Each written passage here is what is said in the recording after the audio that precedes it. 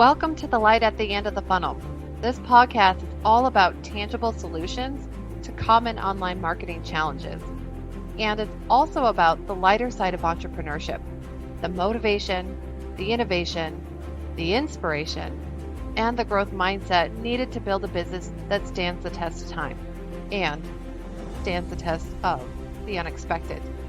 I'm your host, Danielle Fitzpatrick Clark, and I want to thank you for spending your time with me today.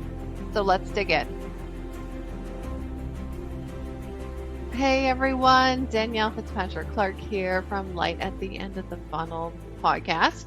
And we have another episode today for you. So this is going to be about disruption and taking the road less traveled. So we're going to dig into this a little bit. It's a little bit of an unpopular opinion and opinions that I'll be discussing today, which is kind of one of the favorite things that I like to do in my spare time and in my professional life as well. So today's unpopular opinion, it's something that's actually irked me for a few years now around the entrepreneurial space. And it's this saying of don't reinvent the wheel.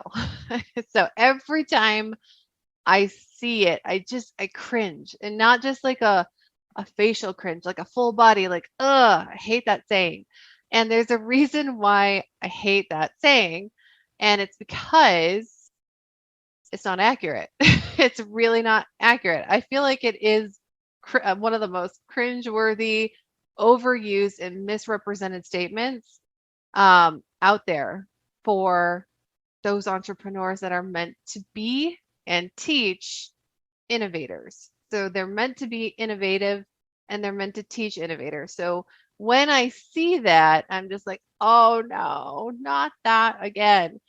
And I say that because the wheel has actually been reinvented several times compared to how it originally started. Now, just hear me out on this one.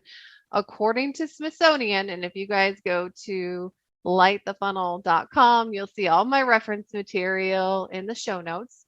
But according to Smithsonian, the first wheel is dated back to 3500 BC in Mesopotamia, which was actually 300 years before they were used in chariots. So funny enough, the wheel was first used, according to history, as a potter's wheel. And then later on, it was hollowed out to be used for transportation. So it wasn't even used for transportation. It was used as a potter's wheel. So that to me says a lot about how the wheel actually first started. So the wheel is in fact reinvented several times over, not just the material, but how it was used and how it was shaped. It didn't even have a hollowed out center. So, and since reinvention is all about taking something, an original, and changing or redoing it almost completely, that would mean that the wheel has been reinvented. And it hasn't just been reinvented in terms of the material used, but actually what it was used for and the shape of it, because it started out as just a circle disc. And so we actually stuck the hole in it and started using it for transportation. So that's why I cringe every time I hear, don't reinvent the wheel. I'm like, well, you can't say that because it actually has been reinvented. So that's my whole thing. It just doesn't make sense to use that saying. Now, here's what I say to my innovators and disruptors is like, yes, reinvent the wheel and keep the original structure, as that's what keeps the motion of moving forward. So yes, we want to keep that circle. So keep the circle, but yes, reinvent the wheel. Please do things differently. Please do things in a way that makes more sense for the purpose that you need it for. And yeah, it's an unpopular opinion. People don't really like it when I say, don't use that saying. Don't use that thing. It just doesn't make any sense. So, this is why I use this for the online space. Today, we're going to actually talk about a little more, which is disruption and innovation. And, growing up, I would say I was anything but compliant. I was not very compliant. And I'm talking about my really younger years, like four or five. And, in fact, one of the things I got in trouble for the most was for non-compliance. That's what I got in trouble for. And I remember hearing things said to my parents, like from other people, from family members, like, oh, you're going to have trouble with that one. She's young and has a mind of her own. Hmm. Yeah, that one was said a few times. She definitely marches to the beat of her own drum. Good luck with that. So it was all oh, you poor parents, and I don't know how you're going to tame that one. And when you live in a small town, compliance means survival. Well, we were all in survival mode, so you can kind of guess what happened later on for me, which was eventually I became complacent as well. So looking back on it now, it was really suffocating. So I don't know if any of you guys have had that experience growing up where you were this way and to fit in, you molded into a new way. And yes, we do it for survival. Yes, we do it to please people. And yes, it's very common. So I know there's a lot of people out there that can really relate with this. But I just remember always feeling like I couldn't necessarily metaphorically breathe. And I didn't know why exactly, but when I had the chance to run, you better believe I ran. I ran right out of that hometown as soon as I was able to, right after high school. And I ended up as far away as I possibly could and still stay within the United States. So I actually went from northern Maine to my first year of college was in Hawaii, University of Hawaii at Manoa, actually. And I had never been away from home or my parents for more than maybe 5 days. I think there was a couple of summer camps yes, there was a couple of summer camps. I went to sports camps, and that was usually like a 5-day period. So this experience was a completely new experience for me. And you better believe I was going to have it because I had decided probably years before that I was going to get out. And was I scared?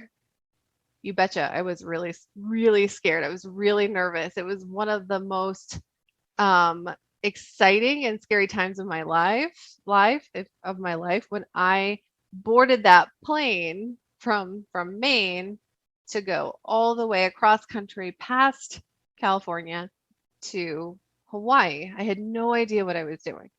And I remember I remember my parents outside of that window and my mom just waving and tearing up and with the look of disbelief on both my parents' face. I remember thinking to myself, like, oh my gosh, what am I doing? Oh, it's too late now. I can't leave. I gotta stay. I gotta go. I'm on the plane.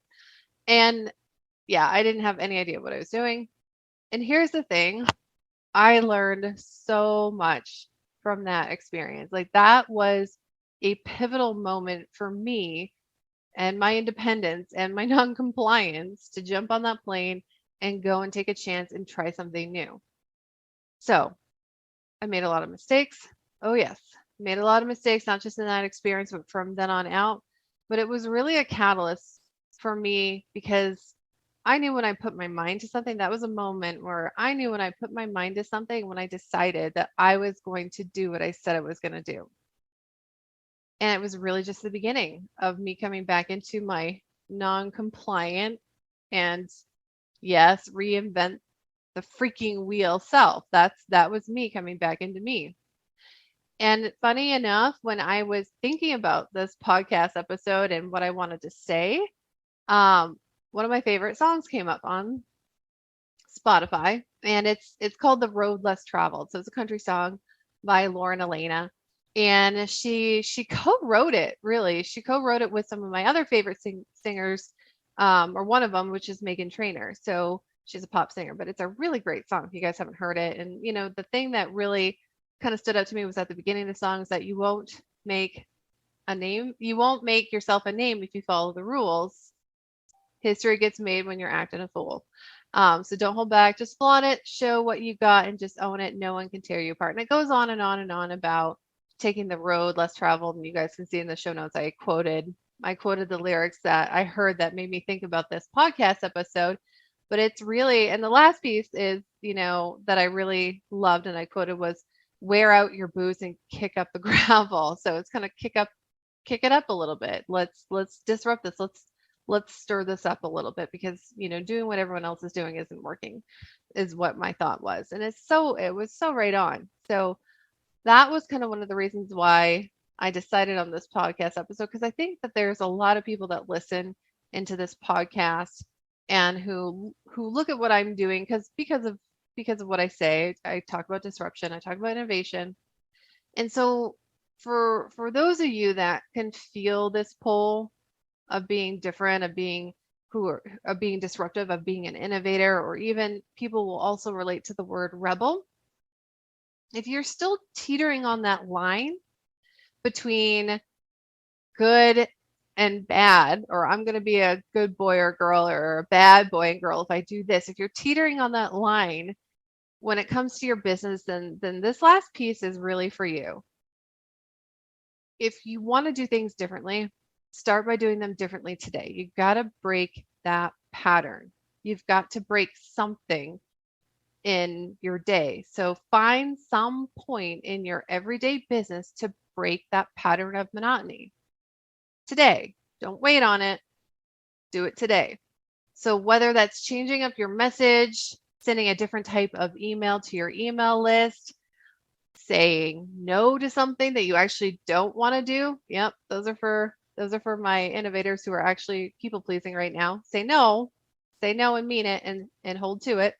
And then maybe you just need to try out a different platform, but break that pattern.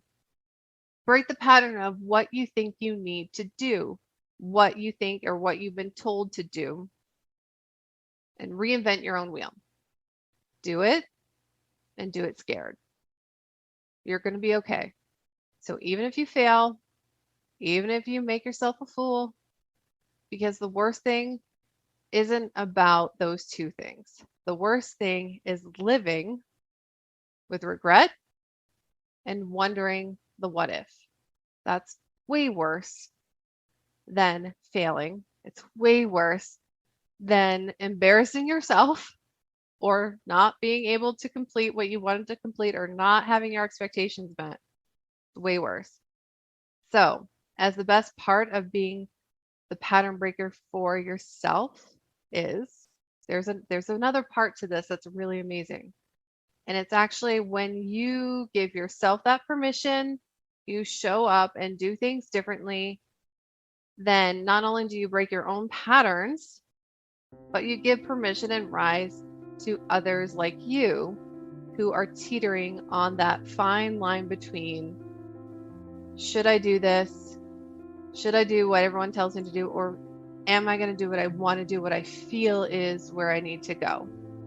You're going to help them move over to their own disruption, their own disruptive side, their own pattern breaking side. So that's one of the best things. That's the impact. That's the trickle effect. So I hope that helps you guys. If you are looking about being more disruptive, about being innovative, break that pattern today. That is going to be your action step. One small thing to break the pattern of monotony. Find out what that is in your business. Do it scared. So until next time, make it a great one. Bye for now. Hey, thanks for listening to Light at the End of the Funnel. And, help a marketer out. We always can use some love. Share, like, and subscribe. That is the best thing that you can do for any podcast. So if you like what we're giving you guys at Light at the End of the Funnel, please go ahead and share that out. And don't forget to subscribe. We appreciate you. Thank you so much.